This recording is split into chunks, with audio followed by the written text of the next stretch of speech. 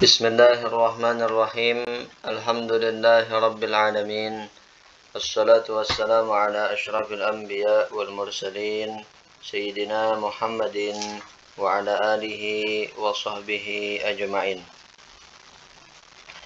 Alhamdulillah, kita lanjutkan materi kita, pelajaran kita, yaitu di kitab At-Taqriratus Sadidah fil Masailil Mufidah yang dikarang oleh Sayyid Hasan bin Ahmad bin Muhammad bin Salim Al-Kaf, nama beliau itu ya. Ya, kita sudah sampai di babul istinja, bab istinja. Nah, apa itu istinja? Istinja itu kalau bahasa kita cebok. Tapi ada pengertian yang diberikan oleh pengarang kitab di sini. Kata beliau, istinja itu apa? Ta'riful istinja, pengertian istinja, lughatan talabu qat'il adza. Artinya ya memutuskan penyakit. Memutuskan penyakit. Ya, kalau kita tidak buangkan sakit kita.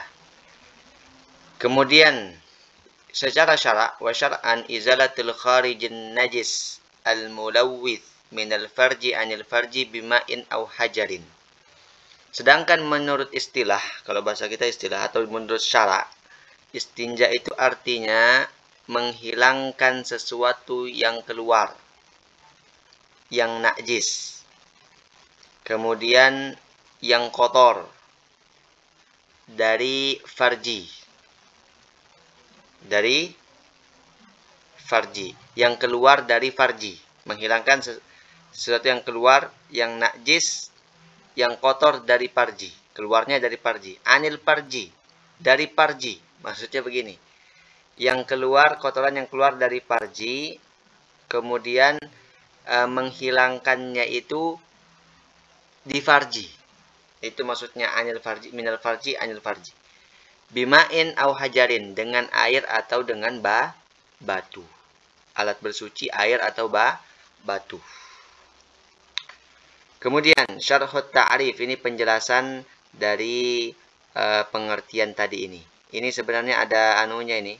Kalau kita perhatikan di dalam bahasa Arab itu atau di dalam pengertian yang dikasih oleh ulama ini ada kaitannya antara satu dengan yang lain. Kalau kita bahas satu-satu. Nah, ini dibahas satu-satu sama beliau. Intinya istinja itu adalah menghilangkan sesuatu yang keluar, yang dia itu najis, kotor, keluarnya itu dari parji. Kemudian menghilangkannya itu, parji itu artinya kemaluan.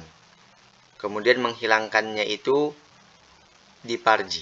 Artinya kalau dia bukan di kemaluan dihilangkannya, itu bukan dinamakan dengan istinja. Nanti kita lihat ya, ini penjelasannya. Qauluhu minal farji, ada tadi perkataan minal farji. Mana dia? Ini dia. Nah, ini. Qauluhu minal farji, perkataan yang bilang minal farji itu muta'alliqun bil kharij. Dia kaitannya di sini. Yang ini. Nah, bil kharij. Yang keluar. Kharaja bihi al khariju minal fam kal qai' fa izalatuhu la tusamma istinjaan. Nah, berarti artinya begini. Kalau yang keluar itu dari mulut, seperti muntah, maka menghilangkannya itu bukan dinamakan dengan istinja. Karena pengertian istinja adalah menghilangkan sesuatu yang keluar dari kemaluan. Kalau menghilangkan sesuatu yang keluar dari mulut, berarti itu bukan istinja namanya. Kalau kita lihat pengertian dari istinja. Nah, begitu maksud beliau.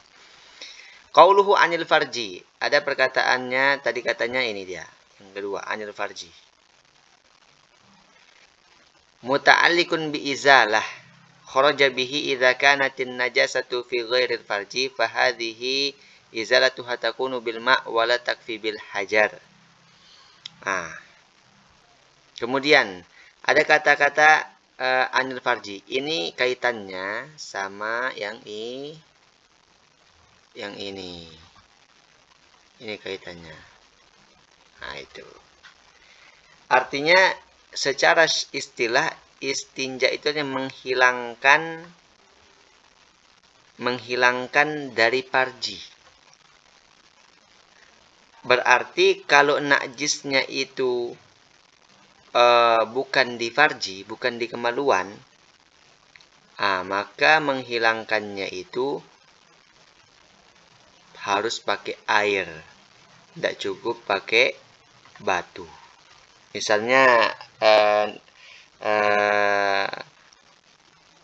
di tangan misalnya, luka, keluar darah.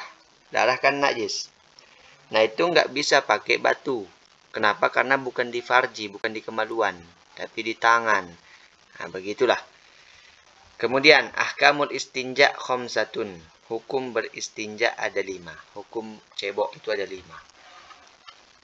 Yang pertama, wajibun idza kana al-kharijun najisan mulawwithan ratban. Wajib kita beristinja. Kapan kita wajib beristinja? Kalau yang keluar itu adalah najis yang basah. Iyalah, kalau najisnya basah, kotor gimana? Masa dia ndak bersihkan? Maka wajib. Gitu. Yang kedua, hukum beristinja mandubun sunnah. Idza kana al-kharijun najisan ghairu mulawwithin ka ba'ratin yabisatin aw dudatin.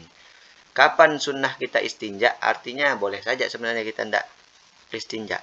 Kalau yang keluar itu najis yang kering. Seperti misalnya batu yang keluar atau dudah, ulat. Keluar ulat. Hidup lagi kan. Allah. Nah, kalau yang kering yang keluar berarti sunnah.